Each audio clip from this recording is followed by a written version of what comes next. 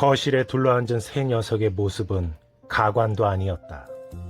머리는 산발하고 휴지뭉치로 코를 틀어막은 채 사극 드라마에서나 봤을 법한 커다란 사기 그릇을 두 손으로 받쳐든 채 식혜만 훌쩍이고 있었다. 그러면서도 세 녀석은 연신 주방 쪽을 곁눈질로 쳐다보고 있었다. 이미 세 녀석의 마음은 주방에 있는 제로원 주위를 맴돌고 있었다. 완벽하다는 말로는 표현하기 힘들 정도였다. 도저히 건우 친척이라고 믿을 수 없을 만큼 무지막지한 미인이었다. 주방에선 제로원이 늦은 점심 준비를 하느라 분주하게 움직이고 있었다. 그런 제로원을 훔쳐보고 있던 세 녀석의 입에선 마치 폭포처럼 침이 쏟아지고 있었다. 아이 더러워! 지금 나이가 몇 살인데 침을! 언제 왔는지 소영이가 세 녀석을 보며 미간을 잔뜩 찌푸리고 있었다. 세 녀석은 허겁지겁 입 주위를 훔치며 들고 있던 식혜를 단숨에 들이켰다. 캬! 식혜가 얼마나 맛있는지 계속해서 군침이 도네. 창배 말에 소영이가 무척 기분이 좋았는지 환하게 미소 지으며 말했다. 우리 회사 식혜가 좀 맛이 좋지? 자, 한 잔씩 더 마셔. 소영이 말에 세 녀석의 얼굴은 금세 하얗게 질리고 말았다. 벌써 식혜만 5사발째였다. 이미 식혜가 목구멍까지 가득 찬 상태였다. 이 상태에서 한 모금만 더 마신다면 정말 큰일 날 것만 같았다. 그 모습을 곁에서 보고 있던 건우가 피식 웃으며 말했다. 소영아, 이제 그만 주자. 그리고 너희들도 아무리 식혜가 맛이 좋아도 주방에서 요리하고 있는 사람을 생각해서 좀 참아라. 건우 말에 그때까지 소영이의 눈치를 살피던 창배가 반색하며 말했다. 솔직히 난 2사발은 더 먹고 싶었는데 건우 네가 그렇게까지 얘기한다면 어쩔 수 없지. 창배 말을 들은 소영이가 의미심장한 미소를 지으며 말했다. 그럼 창배 너만 2사발 더 먹어. 뭐해? 자, 받아. 그 말을 들은 창배의 얼굴은 누렇게 뜨다 못해 흑빛으로 변하고 말았다. 며칠 전 새로 구입한 좌탁에 제로원이 음식을 차리고 있었다. 솔솔 풍기는 냄새만으로도 입안에 군침이 돌 정도였다. 그런데 평소엔 손가락 하나 까딱하지 않던 녀석들이 일을 도와준답시고 제로원 주위를 맴돌고 있었다. 더구나 틈만 나면 제로원에게 말을 걸기 일쑤였다. 그런 녀석들에게 제로원은 친절하게 한마디 한마디 대답을 해주었다. 대화를 나누면 나눌수록 세 녀석들 모두 제로원의 매력에 흠뻑 빠져들고 있었다. 그런 제로원을 보며 창배가 말했다. 앉아서 같이 식사하시죠. 아니에요. 음식을 만들며 이것저것 간을 봤더니 배가 불러서 도저히 먹을 수가 없습니다. 제 걱정은 하지 마시고 맛있게 많이 드세요. 꾀꼬리 같은 목소리에 이렇게 상냥하기까지 하다니 세 녀석의 얼굴엔 주체할 수 없는 아쉬움이 대놓고 묻어나고 있었다. 한편 세 녀석들은 말끝마다 건우를 주인님 주인님 부르는 제로원이 이상했다. 야 건우야, 널 왜 자꾸 주인님이라고 부르는 거야? 그게... 창배의 갑작스러운 질문에 내가 대답을 하지 못하고 있자 곁에 있던 소영이가 끼어들며 말했다. 건우가 우리 집에 살 때 미국에서 제로원이 놀러 왔었거든? 그때 알라딘 놀이를 했는데 건우가 알라딘, 제로원이 요정 지니 역할을 했었거든. 그날 이후 건우 별명이 주인님이 된 거야. 소영이 말을 들은 창배가 알겠다는 듯 고개를 끄덕이고 있었다. 제로원은 이쁘고 착한 데다 순수하기까지 하네. 소영이 너하군 완전히 딴판이다. 그치? 누가 웃는 얼굴에 침 못 뱉는다고 했던가. 그래도 주먹은 날아온다. 창배는 오늘 큰 교훈 하나를 배웠다. 웃는 얼굴에도 주먹은 날아온다는 사실을. 그래도 창배는 행복했다. 평소와는 달리 제로원이 직접 치료해 주었기 때문이었다. 그날따라 새 녀석은 말끝마다 소영이한테 대들었고 그 결과는 참담했지만 그 보상은 달콤하기만 했다. 어떡하죠? 코에서 계속 피가 나요. 많이 아프시죠? 제로원의 말에 창배가 썩소를 날리며 어느 영화 속 상남자가 했을 법한 포스가 넘치는 목소리로 말했다. 사나이 이 정도로 죽지 않습니다. 피할 수 없는 건 고통조차 즐기자. 이것이 제 신조죠. 미스 제로원께서는 너무 걱정하지 않으셔도 됩니다. 옆에서 창배의 말을 듣고 있던 소영이가 자기도 모르게 주먹을 날릴 뻔할 정도로 닭살이 돋는 순간이었다. 소영이는 이를 부득부득 갈며 말했다. 이것들이 지금 내 앞에서 이랬다 이거지? 소영이가 이를 갈고 누나를 부라리고 있는 동안에도 세 녀석들은 제로원의 주위를 맴돌며 희희낙낙이었다. 그런 모습에 소영이도 어쩔 수 없었는지 길게 한숨을 내쉬며 말했다. 그래, 내가 참자. 어차피 기계덩어리인데 뭐. 아무리 그렇게 생각을 해도 자꾸 신경이 쓰이는 건 어쩔 수 없었다.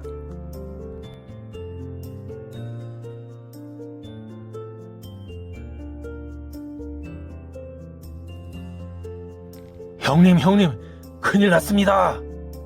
깍두기 투는 무슨 큰일이라도 난 것처럼 숨 넘어갈 듯 형님을 불러대고 있었다. 그런 동생을 보며 깍두기 1이 말했다. 아따, 숨 넘어가겠다. 무슨 일인데 그러냐? 도끼파 놈들이라도 쳐들어온 것이냐? 깍두기 1의 말에 깍두기 2는 답답하다는 듯 가슴을 치며 말했다. 아따 형님, 그런 농담할 때가 아닙니다. 윤필상 박사 말입니다. 거기까지 얘기를 들은 깍두기 1이 반색하며 말했다. 윤 박사를 벌써 찾은 것이냐?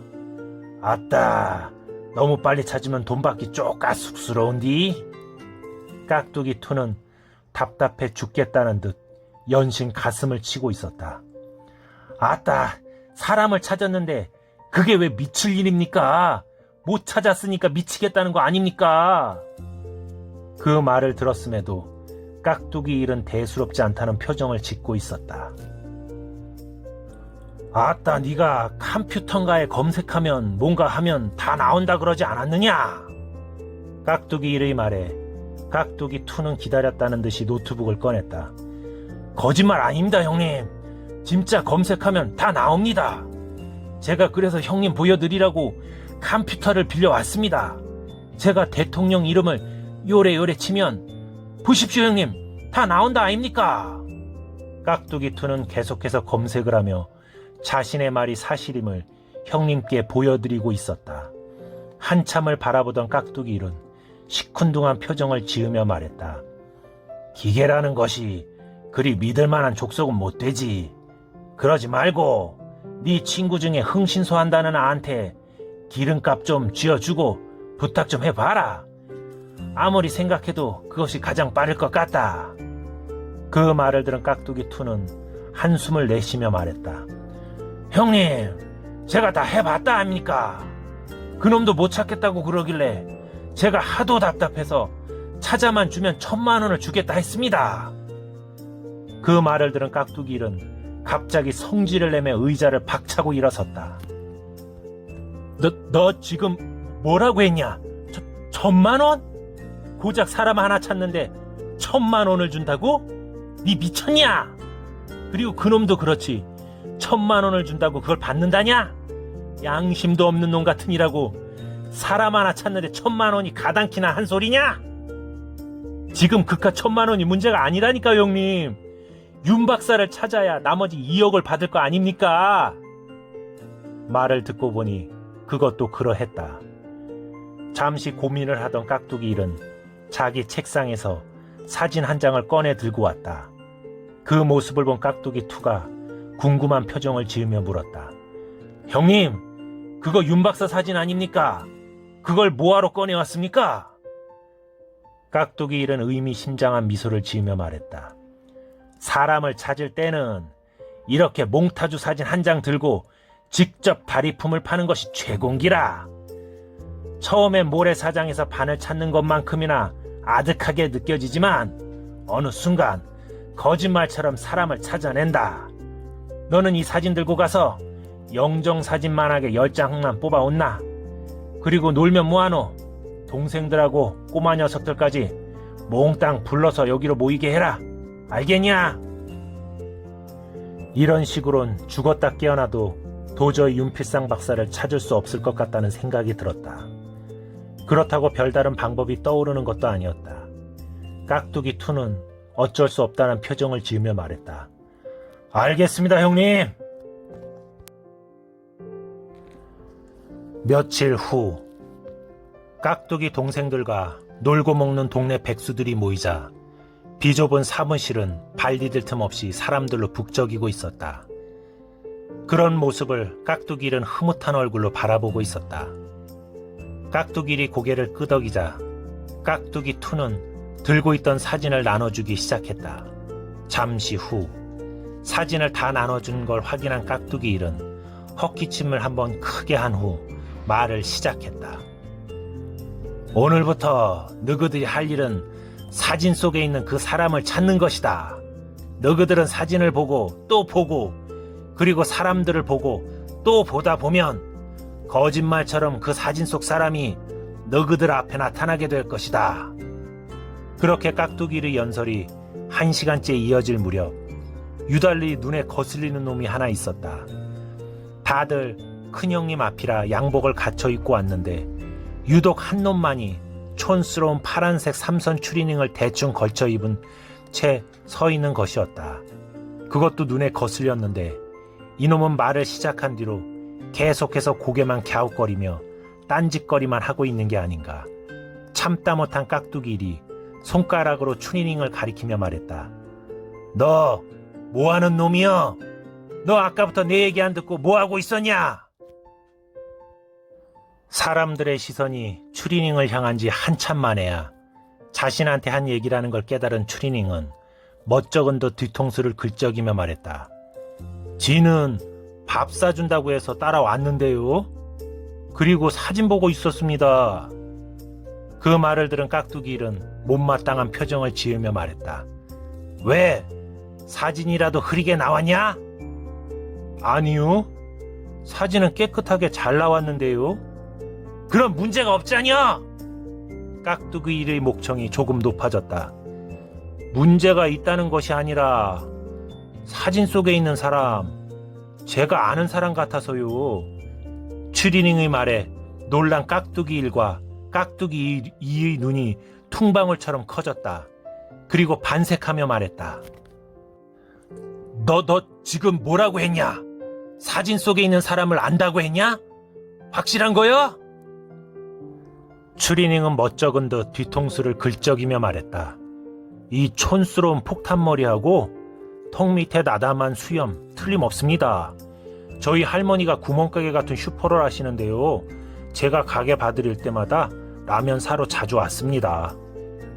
그 말을 들은 깍두기 미심쩍은 듯한 표정을 지으며 말했다. 구멍가게면 구멍가게고 슈퍼면 슈퍼지. 구멍가게 같은 슈퍼는 무슨 말이야? 깍두기 일의 말에 추리닝은 실없는 미소를 지으며 말했다. 그러게 말입니다. 아무튼 이 사진 속에 있는 사람 말입니다. 추리닝이 거기까지 얘기했을 때 깍두기 1이 추리닝의 입을 틀어막으며 말했다. 거기까지! 중요한 야근은 격식을 갖추고 들어야 하는 법이다. 안 그러면 막아낄 수도 있는 법이니까 너는 코피나 좀 시켜봐라. 깍두기 1의 말에 깍두기 2가 고개를 90도로 숙이며 말했다. 알겠습니다, 형님. 깍두기 2가 전화를 들며 말했다. 미스 김, 여기 완판치인데 커피 3잔 가지고 온나? 사장님 건 뭔지 알지? 그라지 노란자 동동.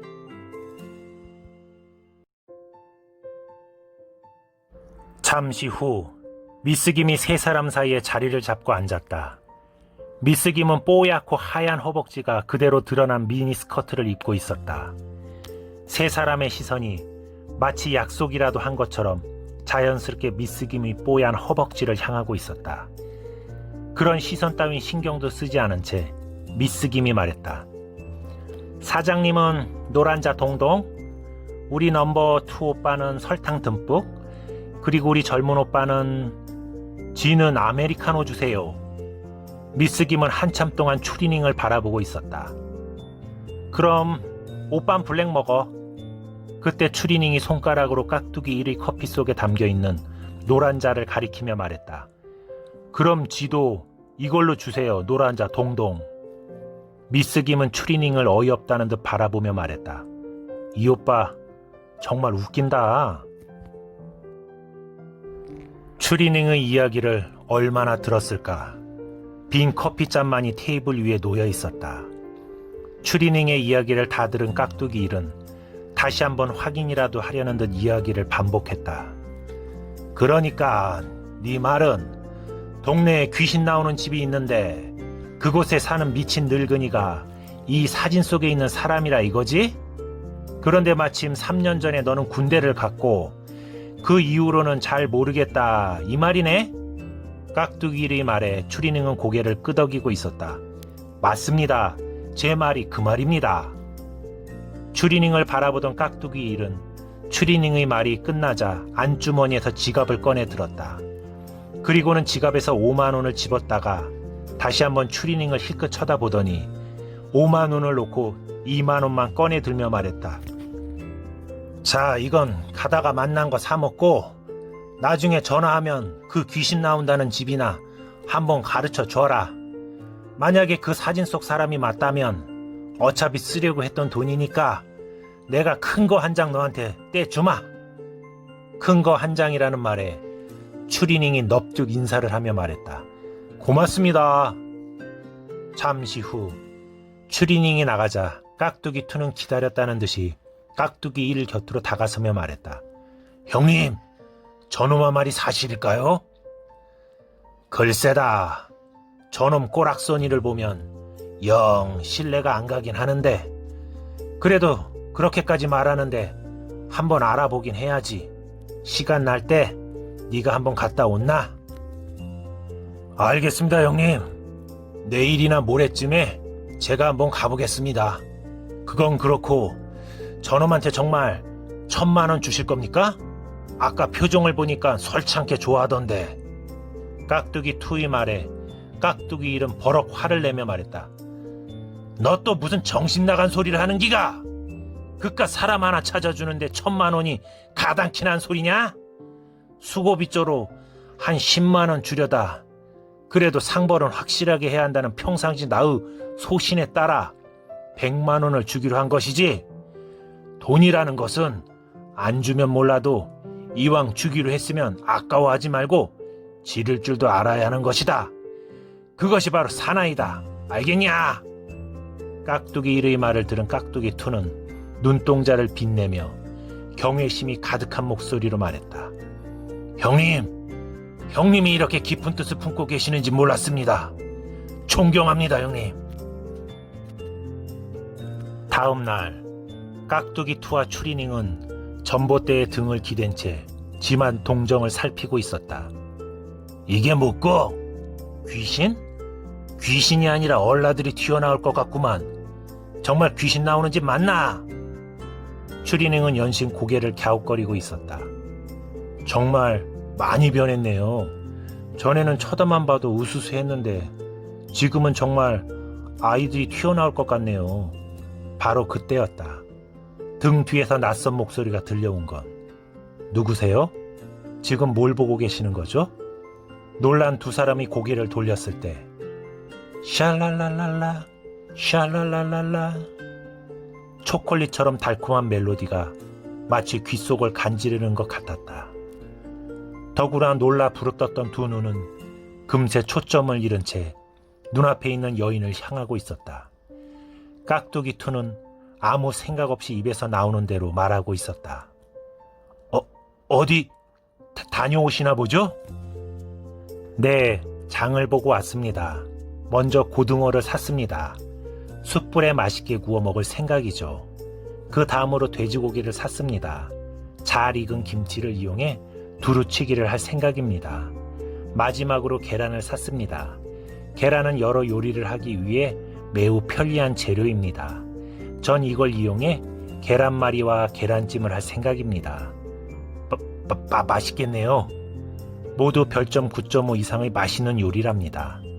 언젠가 기회가 된다면 당신을 위해서도 만들어드리고 싶군요.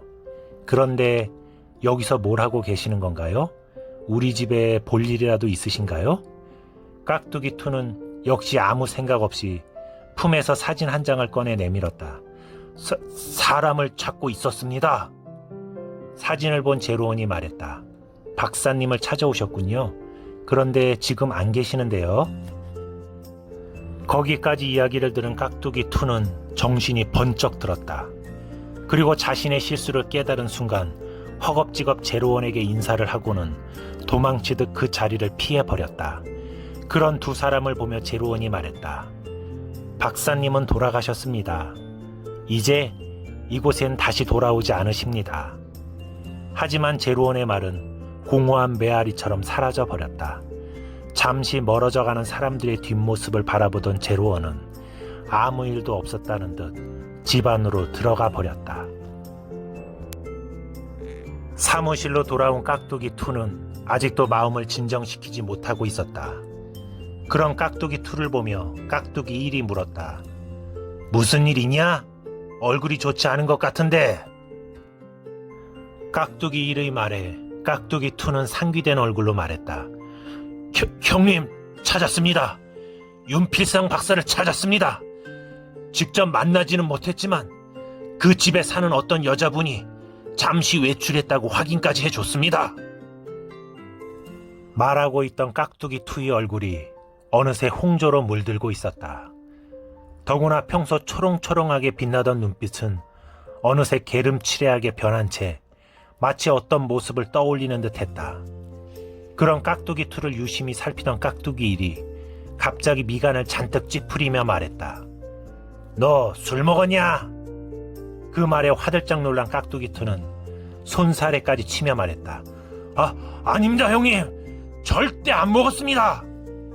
그 말을 들은 깍두기 1은 언짢은 듯한 표정을 지으며 말했다. 지금 네가 나한테 거짓말을 하는 것이냐? 아따 그 자식. 그렇게 안 봤는데 네 얼굴은 누가 봐도 술을 먹은 얼굴이 틀림없다. 내가 분명히 말했지. 근무 중엔 절대 술 먹지 말라고 했냐 안 했냐? 깍두기 1의 말에 깍두기 2는 억울하다는 듯 손사래까지 치며 말했다. 형님 억울합니다. 하늘의 맹세코 절대 술 안 먹었습니다. 제가 여태껏 형님을 모시면서 단 한 번도 근무 중에 술을 먹어본 적이 없습니다. 믿어주십시오 형님. 깍두기 2의 말을 들은 깍두기 1은 탁자를 3개 치며 말했다. 사나이가 하늘을 그렇게 쉽게 파는 것이 아니다. 너는 아직 기본이 안 된 것 같다. 내가 너의 공을 생각해서 그냥 넘어갈까도 생각했는데 지금 너의 행동을 보니 그냥 넘어가면 안 될 것 같구나. 내가 직접 너를 일깨워 주마. 정신의 방으로 따라온나? 정신의 방이라는 말을 듣는 순간 깍두기 2의 얼굴은 사색이 되었다. 형님, 제가 잘못했습니다. 제발 그것만은. 깍두기 1은 더 이상 들을 것도 없다는 듯 몸을 일으키며 말했다. 잔말 말고 따라온나? 그렇게 형님을 따라간 지 얼마나 지났을까. 다크서클이 턱 밑까지 내려앉는 깍두기 2의 모습은 이미 사람의 형상이 아니었다. 그리고 그 맞은편에는 깍두기 1이 앉아 깍두기 2에게 연신 훈계를 늘어놓고 있었다. 점심부터 시작된 훈계가 벌써 자정이 지나고 있었다. 그러니까 내 말은 그것이 무슨 말인가 하면, 그렇게 훈계는 새벽녘이 다 되어서야 끝이 났다.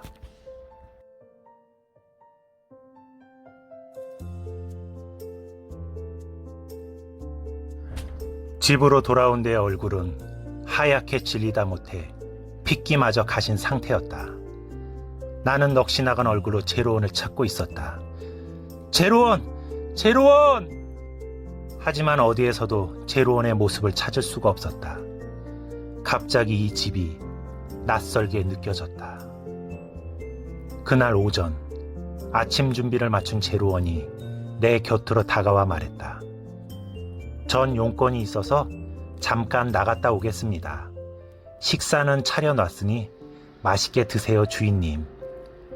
이것이 내가 본 제로원의 마지막 모습이었다. 제로원이 외출하는 유일한 곳은 집 근처에 있는 작은 구멍가게뿐이었다. 하지만 구멍가게에도 제로원은 오지 않았다고 했다. 나는 동네를 미친 듯이 뛰어다녔다. 하지만 어디에서도 제로원의 모습을 찾을 수가 없었다. 갑자기 무서운 생각이 들었다. 교통사고라도 난 건 아닐까? 아니면 너무 예뻐서 납치라도 당한 거면 어떡하지? 수많은 생각과 걱정들이 내 머릿속을 헤집고 있었다. 진짜 무슨 일이라도 생긴 거 아니야? 그렇게 동네를 미친놈처럼 뛰어다니던 나는 점심시간이 한참 지난 후에야 돌아왔다. 나는 혹시나 하는 마음에 제로원을 큰 소리로 불러보았다. 하지만 아무런 대답이 없었다. 불안한 마음에 전화기를 꺼내든 나는 손가락이 가는 대로 버튼을 눌렀다. 잠시 후 수화기 너머로 소영이의 목소리가 들려왔다. 왜 건우야, 언니 보고 싶어서 전화한 거야? 씩씩한 소영이의 목소리가 들려왔다. 나는 떨리는 목소리로 말했다. 그게... 침대에서 뒹굴고 있던 소영이가 수화기 너머에서 이상한 낌새를 눈치채고는 다그치듯 물었다. 건우야, 왜 그래? 무슨 일 있는 거야? 소영이는 몸을 일으키며 수화기를 턱과 목 사이에 걸쳐놓은 채 옷을 입기 시작했다. 너 지금 집에 있는 거 맞지? 기다려, 얼른 갈 테니까. 소영이가 막 집을 뛰어나오기 시작하려 할 때 수화기 너머로 건우 목소리가 들려왔다. 소영아, 제로원이 없어졌어. 뛰어가던 소영이가 걸음을 멈췄다.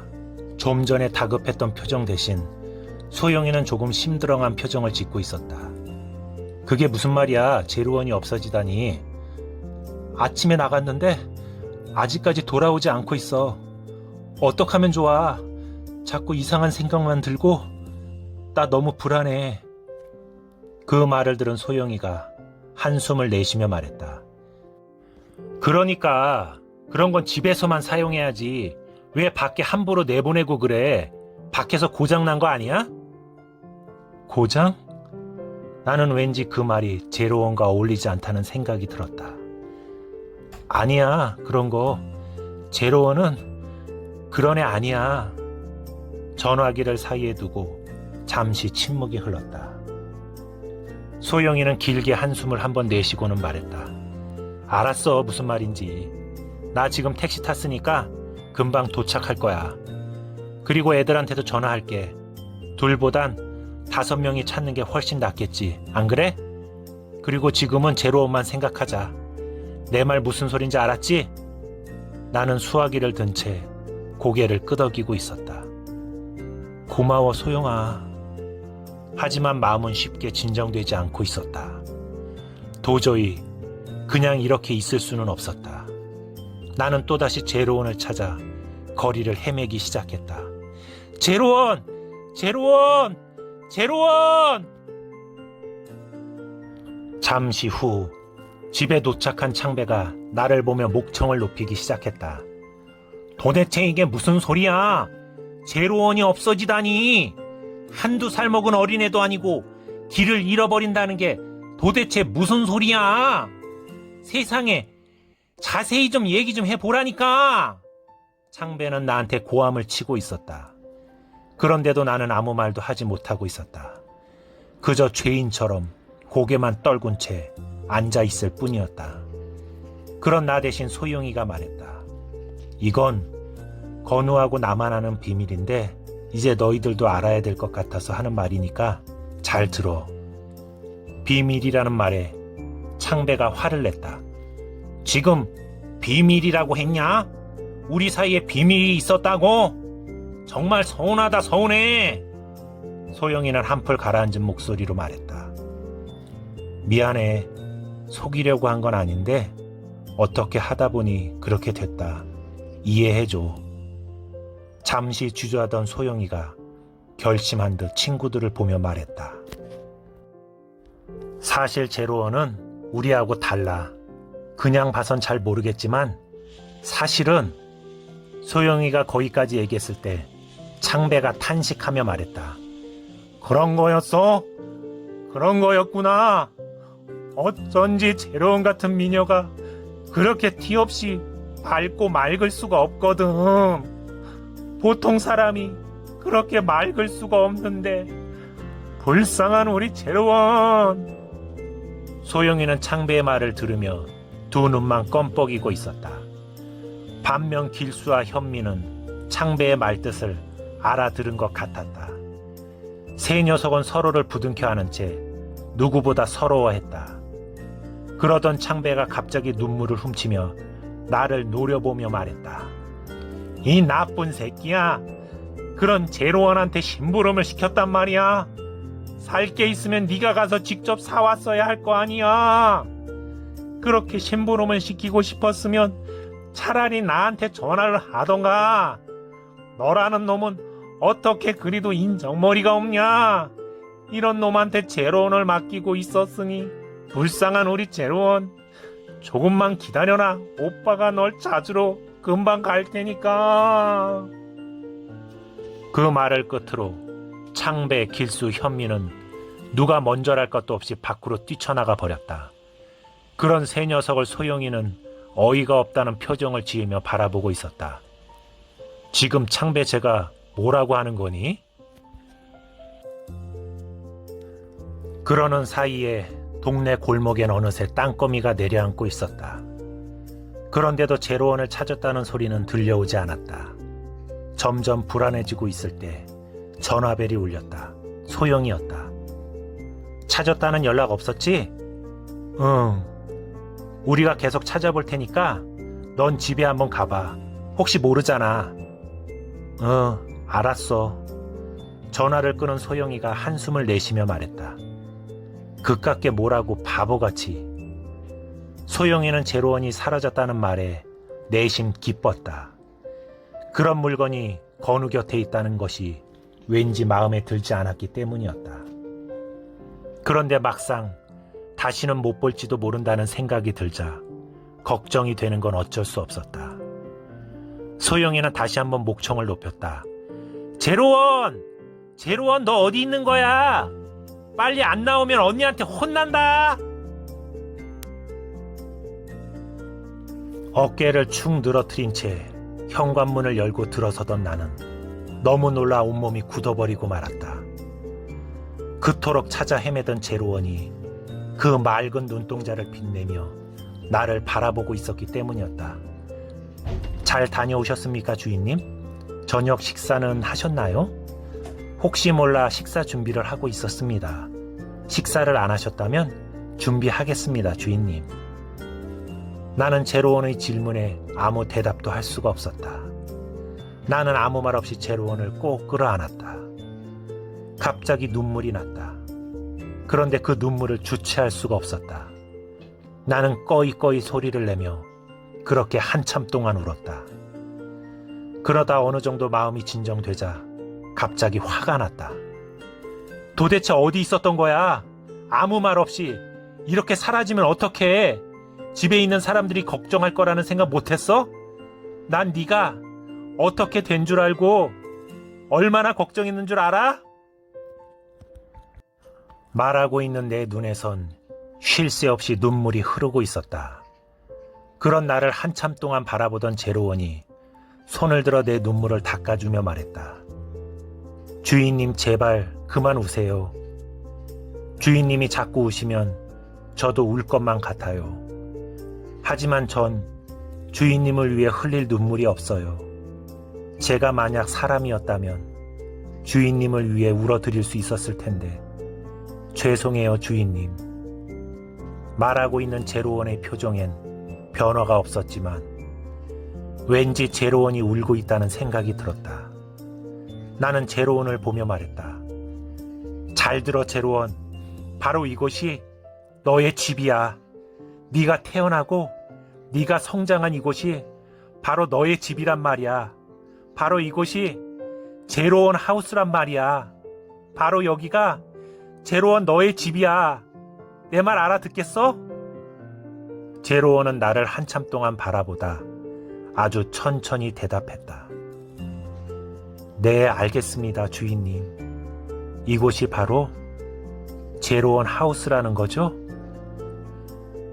나는 얼른 표정을 고치며 조금은 과장된 표정과 말투로 말했다. 그래, 맞아. 이곳이 바로 제로원 하우스야. 나는 환하게 웃으며 제로원에게 또다시 말했다. 제로원, 나 아침 먹고 여태껏 물 한 모금도 마시지 못했어. 너무 배고파. 금방이라도 쓰러질 것 같아. 나 밥 줘. 나 엄청 많이 먹을 거야. 알았지? 내 말을 들은 제로원이 말했다. 알겠습니다, 주인님. 조금만 기다리세요. 주방으로 달려가는 제로원의 모습은 신이 나 보였다. 요리를 하던 제로원이 뒤를 돌아보며 말했다. 지금 만드는 요리는 별점 9.5 이상의 맛있는 요리랍니다.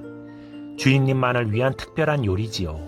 아마도 둘이 먹다 하나가 죽어도 모를 정도로 맛이 좋을 겁니다. 신이 난 듯 요리를 하며 떠들어대고 있는 제로원의 모습을 말없이 바라보고 있는 내 마음은 그 어느 때보다 행복했다. 나는 제로원을 보며 혼잣말처럼 중얼거리고 있었다. 제로원, 절대 내 곁을 떠나면 안 돼. 알았지? 그때 요리를 하고 있던 제로원이 나를 돌아보며 말했다. 전 주인님이 좋아요. 언제까지나 주인님과 있고 싶어요. 그런 제로원을 보며 나는 큰 소리로 말했다. 나도 그래! 그렇게 얼마나 시간이 흘렀을까. 내 연락을 받고 새 녀석과 소영이가 거실에 들이닥쳤다. 그때 나는 제로원이 차려준 밥을 입안 가득 양볼이 터져라 밀어넣고 있었다. 너희들 왔어? 그 모습을 본 창배가 누나를 희번덕이며 말했다. 이런 양심이라곤 벼룩 쓸개만큼도 없는 놈. 우리가 지금 누구 때문에 이런 개고생을 했는데 그래 혼자서 밥알이 목구멍으로 넘어가냐 이 배신자야. 창배의 말이 끝나기가 무섭게 세 녀석은 동시에 주먹을 휘두르며 내게 달려들었다. 이런 세 녀석들의 주먹이 난무하는 와중에도 나는 얼굴 가득 미소를 머금은 채 밥을 참 맛나게 먹고 있었다. 소영이는 그런 내 모습을 팔짱을 끼고 등을 벽에 기댄 채 바라보고 있었다. 왠지 씁쓸한 기분이 들었다. 그렇게 좋냐? 바보 녀석.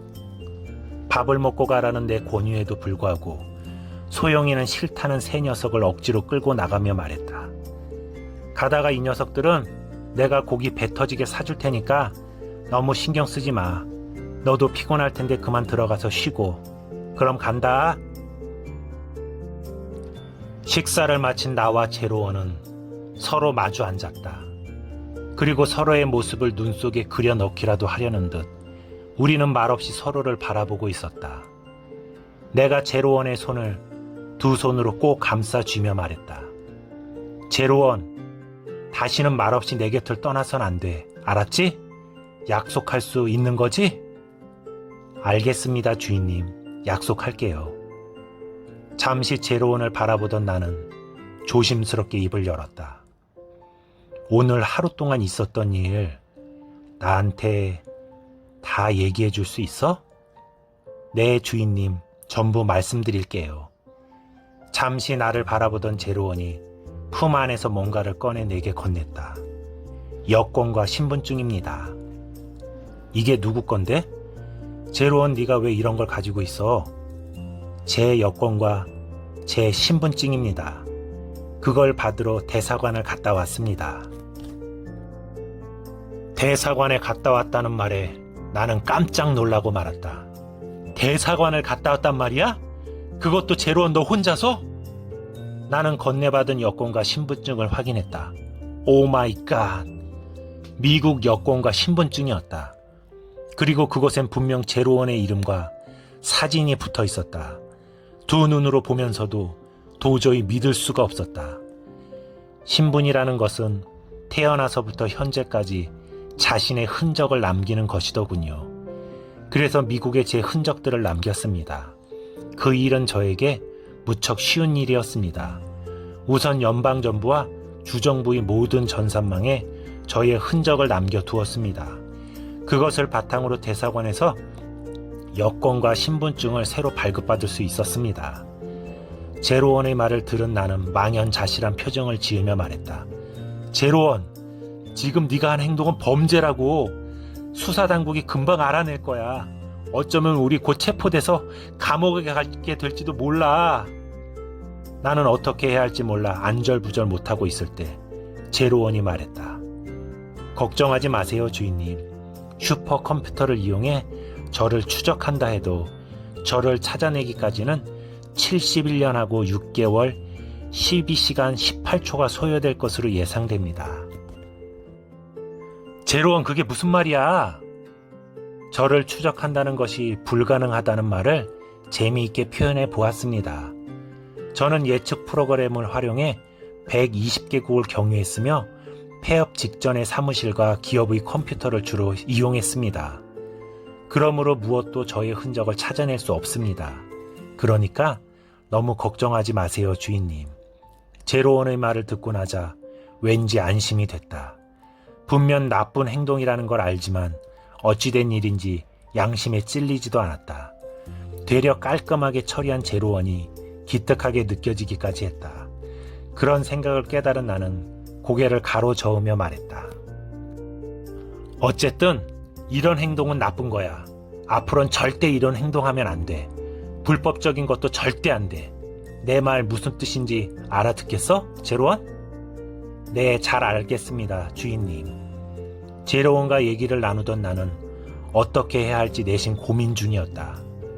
제로원이 오늘 같은 행동을 하게 된 것은 온 국민 퀴즈쇼에 참가하기 위한 것임을 나는 짐작할 수 있었다. 그때 아무 생각 없이 한 말 한마디가 이런 엄청난 결과를 초래했기 때문이었다. 나는 오늘 일을 겪으며 제로원이 사람들 앞에 선다는 게 얼마나 위험한 결과를 초래할 수 있는지 새삼 깨닫게 되었다. 제로원, 생각해봤는데 그때 말했던 퀴즈쇼 말이야. 그냥 접수 안 하면 안 될까? 내 말에 제로원은 아무런 대답도 하지 않았다. 그저 나를 물끄러미 바라만 볼 뿐이었다. 이런 제로원의 행동이 무엇을 의미하는지 이젠 나도 잘 알고 있었다. 그러니까 내 말은 나가지 말라는 게 아니고, 그래, 방송국이 엄청 복잡하거든. 사람들도 많고. 그러니까 내가 대신 가서 접수해 줄게. 나는 제로원 대신 방송국에 가서 사람이 너무 많아 접수를 못했다고 말할 생각이었다. 그렇게 접수가 마감이 되면 나가고 싶어도 나갈 수 없을 테니까. 그럼 주인님은 제가 퀴즈쇼에 출연하는 걸 찬성하시는 건가요? 당연하지. 나는 적극 찬성이지. 우리 제로원이 나가면 1등은 따놓은 당상인데 그걸 내가 왜 반대하겠어? 안 그래? 고맙습니다, 주인님. 주인님의 기대에 어긋나지 않도록 퀴즈쇼에 나가 꼭 1등을 할 수 있도록 최선을 다하겠습니다. 그리고 주인님께서 직접 방송국을 방문하는 수고는 안 하셔도 될 것 같습니다. 제가 오는 길에 접수를 마쳤으니까요. 나는 깜짝 놀라며 말했다. 뭐? 벌써 접수를 했다고? 제로원이 도착했을 때 방송국은 대기자로 인산 일행을 이루고 있었다. 그런데 사람 수에 비해 접수는 매우 신속하게 이루어졌다. 미리 이메일로 보낸 자료와 대조하는 정도로 접수가 진행되고 있었기 때문이었다. 바로 그때 온국민 퀴즈쇼 담당 PD가 지나가다 제로원을 보게 되었다. 담당 PD는 제로원을 보는 순간 시청률 초대박을 이끌 보증수표라는 사실을 첫눈에 알아보고 있었다. 거의 동물적인 흥행 감각이 제로원으로부터 눈을 떼지 못하게 하고 있었기 때문이었다. 담당 PD는 접수처로 달려가 제로원에 관해 샅샅이 훑어보기 시작했다. 믿을 수 없을 정도로 모든 조건이 완벽했다. 그녀가 방송을 타는 순간 어쩌면 대한민국 최고의 시청률을 찍을지도 모른다는 생각에 절로 소름이 돋았다. 그리고 구술 면접을 위해 제로원이 들어간 곳은 작은 사무실이었다. 거기 앉으시죠. 제로원과 담당 PD는 책상을 사이에 두고 마주 앉았다. 제로원을 보는 순간 심장이 고장난 것처럼 쿵쿵 뛰기 시작했다. 담당 PD는 제로원의 뛰어난 외모에 다시 한번 놀라고 있었다. 이게 사람이가 억수로 이쁘네. 담당 PD는 순식간에 자세를 고쳐잡고 눈빛을 빛내고 있었다. 재미교포시네요. 그리고 하버드대를 나오셨고 아니 휴학을 하셨군요. 이런 인재께서 우리 프로그램에 출연하신 이유가 뭡니까? 상금 때문입니다. 너무나 직설적인 대답에 오히려 담당 PD가 당황하고 말았다. 역시 외국에서 사신 분이라 솔직하시군요. 사실 다른 분들도 별반 다르지 않을 겁니다. 단지 솔직하지 못할 뿐이죠. 그에 비하면 오히려 솔직하신 면이 전 마음에 듭니다. 고맙습니다. 잠시 제로원의 눈치를 살피던 PD는 조심스럽게 입을 열었다. 혹시 연예인이 될 생각은 안 해보셨습니까? 배우나 가수 안 해봤습니다. 제로원의 단호한 말에 조금 멋쩍은 기분이 들었다. 아, 그러시군요. 그럼 앵커나 아나운서 같은 직업은 관심 없습니다. 아, 관심 없으시군요. 담당 PD의 이런 쓸데없는 질문에도 제로원은 변함없는 얼굴로 또박또박 답을 해주고 있었다. 그렇게 1시간 가까이 쓸데없는 질문만 하는 담당 PD를 보며 제로원이 물었다. 제가 언제까지 이런 질문에 대답을 하고 있어야 하나요? 제로원의 말에 담당 PD의 얼굴이 홍시처럼 붉게 물들고 말았다. 등줄기가 짜릿하고 발끝이 오그라드는 듯했다. 아, 네. 지루하셨죠? 죄송합니다. 빨리 끝내드렸어야 했는데.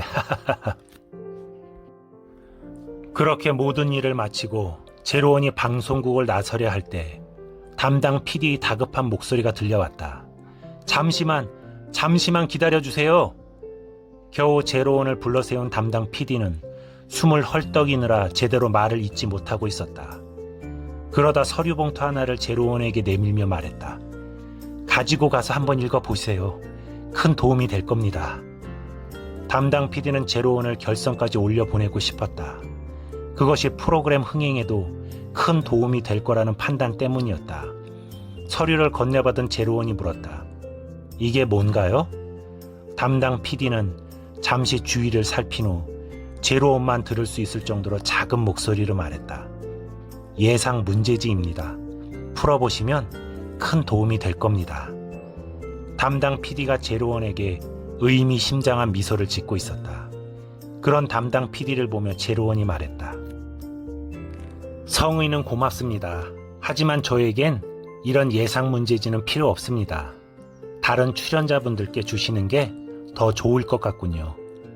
제로원의 말에 담당 PD의 얼굴이 불다 못해 흑빛으로 변하고 말았다. 제로원의 말을 듣는 순간 지금 자신이 무슨 짓을 저질렀는지 깨달았던 것이었다.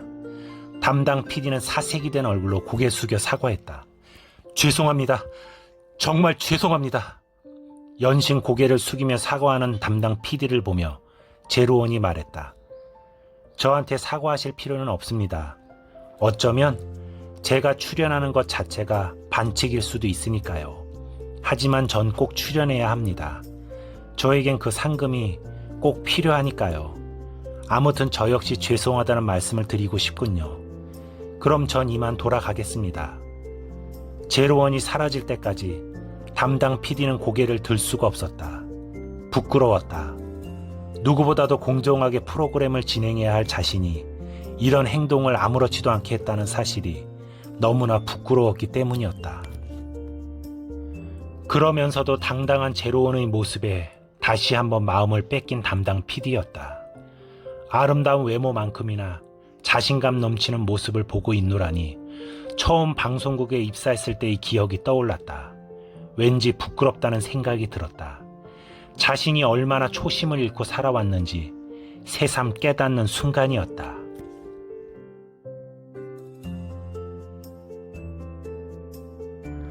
버스에 오른 깍두기 일의 눈에 빈자리 하나가 들어왔다. 깍두기는 반색하며 자리에 앉으며 생각했다. 아따, 오늘은 시작이 좋군.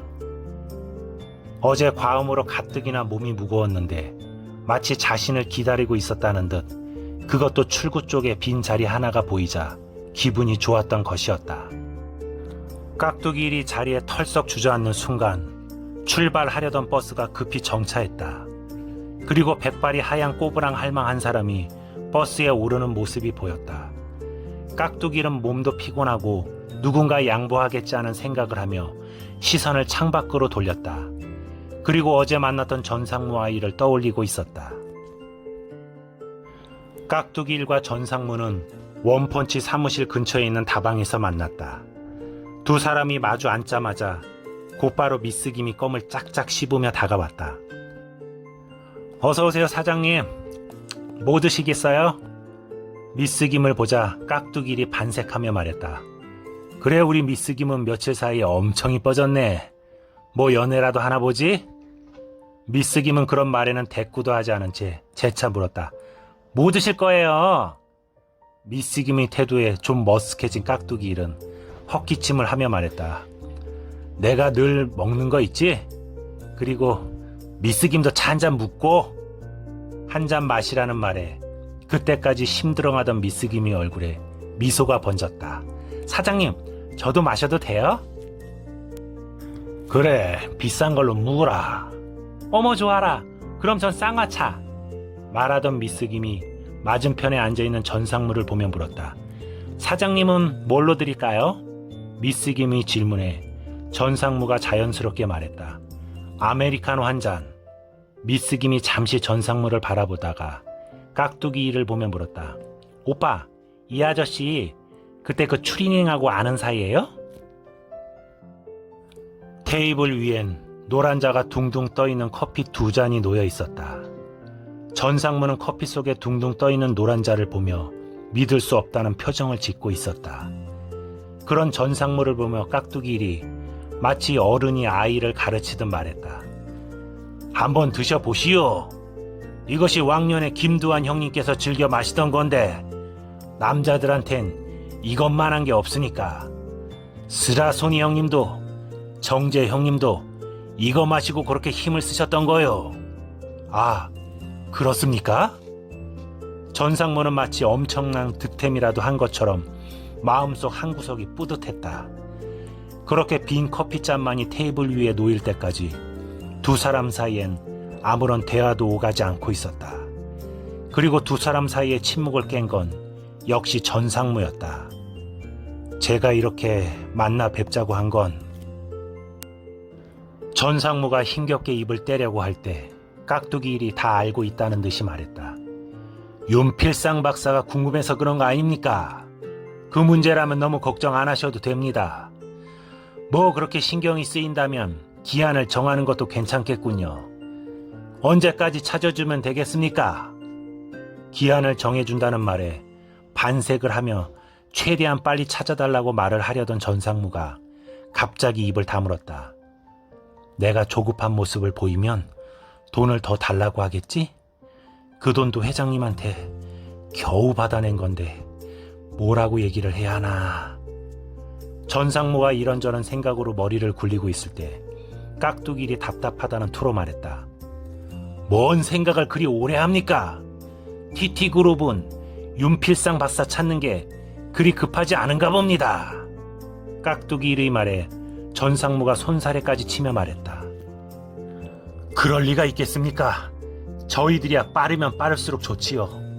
굳이 물으신다면 한 6개월 안에만 찾아주신다면. 전상무의 말에 깍두기일이 버럭 화를 내며 말했다. 뭐? 6개월이라고 했습니까? 깍두기일의 반응에 전상무는 아차 싶은 생각이 들었다. 1년을 불렀어야 했는데 자신이 너무 조급한 모습을 보이는 바람에 저자는 분명 웃돈을 더 요구할 것이 불을 보듯 뻔했기 때문이었다. 젠장, 실수를 하고 말았군. 갑자기 식은땀이 비오듯 흐르기 시작했다. 생각은 하고 있었지만 역시 보통 내기가 아니었다. 미간을 잔뜩 찌푸린 채 전상무를 노려보던 깍두기일이 목청을 높이며 말했다. 사람 하나 찾는데 6개월이 말이 됩니까? 전상무님 눈엔 우리가 놀고 먹는 백수로 보입니까? 6개월 동안 우리가 윤필상 박사 한 사람한테만 매달려 있으면 우리는 우회 먹고 살라는 겁니까? 우리도 딸린 식구들이 있다 아닙니까? 그러면 이렇게 합시다. 근거 3장 주셨으니까 3개월 어떻습니까? 석 달에 3억이라는 말에 전상무의 얼굴이 하얗게 질리고 말았다.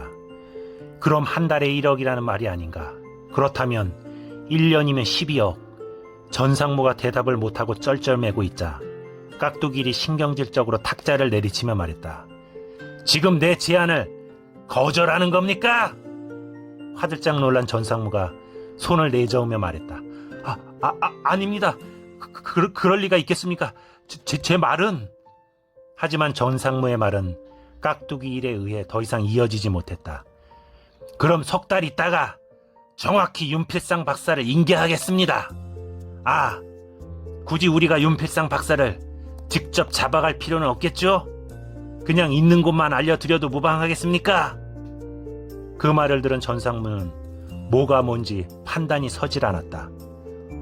네, 물론이죠. 그렇게만 해주시면 나머지는 저희가 다 알아서 하겠습니다. 전상무는 아직도 어안이 벙벙했다. 돈을 더 요구할 줄 알았는데 3개월 안에 찾아주겠다니 역시 프로는 달라도 뭔가 다르다는 생각이 들었다. 갑자기 깍두기일에 대한 엄청난 신뢰감이 쓰나미처럼 밀려드는 순간이었다. 역시 달라도 뭔가 다르구만. 달리는 버스 안에서 창밖을 보고 있던 깍두기일은 혼잣말로 중얼거렸다. 일단 3억은 못을 박았으니까 깎아달라는 말은 못하겠지. 이놈 아들이 갑질로 워낙에 유명해서 원 믿을 수가 있어야 말이지. 그리고 이번 일을 빨리 끝내야 다음 일을 시작할 거 아이가. 그래야 또 돈을 벌지. 이런저런 계획을 세우는 깍두기일의 마음은 한껏 들떠 있었다. 이런 식이라면 금방 부자가 될 것 같았기 때문이었다. 바로 그때였다. 흐뭇하기만 하던 깍두기일의 마음에 짱또를 집어던지는 소리가 들려왔다. 이런 싸가지 없는 놈을 봤나? 어른이 버스에 타면 엉덩이 털고 후딱 일어날 생각을 해야지. 창밖을 보면서 딴청을 피워? 도대체 학교 다니대 뭘 배운 것이여? 이놈아! 날벼락도 이런 날벼락이 없었다. 깍두기일은 너무나 기가 차서 아무런 말도 하지 못한 채 멍하니 할머니만 쳐다보고 있었다. 그런 깍두기일을 보며 할머니가 혀를 차며 말했다. 이런 대갈박에 피도 안 마른 놈이 지금 늙은이를 노려보는 것이냐? 내 놈이 날 노려보면 어쩔 것이냐? 우째 한 대 치기라도 하려고? 할머니 말에 기가 찬 깍두기일은 어금니를 꾹 깨물며 말했다. 지가 언제 할머니를 노려봤다고 그러십니까? 지금 내 놈이 어금니 깨물고 나를 겁박하고 있잖냐? 지가 언제 겁박을 했다고 또 이러세요? 그리고 자리도 많은데 왜 저한테 자꾸 시비를 거시는 겁니까? 젊은 아들도 많은데. 깍두기일의 말에 할머니가 기가 찬 듯 혀를 차며 말했다. 내 놈도 눈깔이 있으면 한번 봐라. 어디에 앉을 만한 자리가 있는지. 깍두기일은 할머니 말에 눈알을 부라리며 주위를 둘러보다 그만 깜짝 놀라고 말았다. 자신이 노인정 버스에 잘못한 것이 아닌가 하는 생각이 들어서였다. 어찌된 일인지 버스 안에는 온통 백발의 쭈그렁 노인들 뿐이었다. 절로 한숨이 나오는 순간이었다. 젠장, 빈자리에 눈이 팔려 다른 걸 보지 못했구나. 이젠 어쩔 수 없었다. 자리를 양보할 수밖에. 깍두기일이 막 몸을 일으켜려는 순간 공교롭게도 버스기사가 브레이크를 밟았다. 그 바람에 중심을 잃고 몸이 앞으로 쏠리던 깍두기일과 할머니의 눈이 딱 마주치고 말았다. 순간 할머니 눈에서 노기가 불꽃처럼 뿜어져 나오고 있었다. 이 할망구가 또 왜 이렇게 화가 난 거야? 이유를 알지 못해하던 깍두기일의 손끝으로 이상한 것이 느껴졌다. 고개를 떨군 깍두기일의 눈엔 자신의 두 손이 쭈구렁 할망의 젖가슴을 움켜잡고 있는 것이 보였다. 바로 그때 할머니의 초연하기까지 한 목소리가 들려왔다. 너 지금 뭐하는 짓이여? 내가 아무리 곱상하게 생겼어도 내 놈 할머니 뻘은 될성 싶은데 지금 이것이 뉴스에서나 봤던 성추행인가 성폭행인가 하는 거 맞지? 할머니 말에 화들짝 놀란 깍두기 일이 얼른 손을 떼며 말했다. 죄송합니다. 저도 모르게 실수를. 실수? 여자 몸을 건드려 놓고 실수라고? 할머니 말에 깍두기 일이 울컥하며 말했다. 말이 너무 지나치십니다. 여자를 건들다니요. 깍두기 일의 말에 할머니가 당황해하며 말했다. 무엇이라? 너 지금 뭐라고 했냐? 그리고 그 눈빛이 뭐여? 그러니까 네 말은 나 같은 늙은이는 여자도 아니라 이 말이여? 깍두기 일은 딴청을 피우며 은근슬쩍 할머니 곁을 지나가려 할 때였다. 갑자기 할머니가 깍두기 일을 불알을 움켜잡았다. 순간 깍두기 일은 비명조차 지르지 못한 채 눈가를 까뒤집으며 말했다. 왜 이러세요? 할머니 살려주세요. 사색이 된 깍두기를 보며 할머니가 말했다. 그래, 잘 걸렸다 이놈. 오늘 내가 내 놈의 그 잘난 물건을 아주 요절을 내고 말 테니까 알겠냐 이놈아? 그 말을 들은 깍두기 일은 사색이 된 얼굴로 말했다. 할머니 살려주세요. 잠시 후 버스 정류장에 아무렇게나 주저앉은 채 멀어져 가는 버스를 넋이나간 얼굴로 바라보고 있는 깍두기의 몰골은 그야말로 참담했다. 머리카락은 마치 춤이라도 추듯 제각각 사방으로 뻗쳐 있었고 옷은 여기저기가 해지고 찢겨 그야말로 거지 중에 이런 산거지가 없었다. 깍두기는 떨리는 손으로 힘겹게 호주머니를 뒤져 휴지 뭉치를 꺼내 코 속에 쑤셔 넣고 있었다. 그러다 넋이나간 사람처럼 혼잣말로 중얼거리기 시작했다. 사람도 아니요. 저 할망구는 사람도 아니요. 어쩌면 여자가 아닐지도 몰라. 저건 소중에서도 황소가 분명하구만.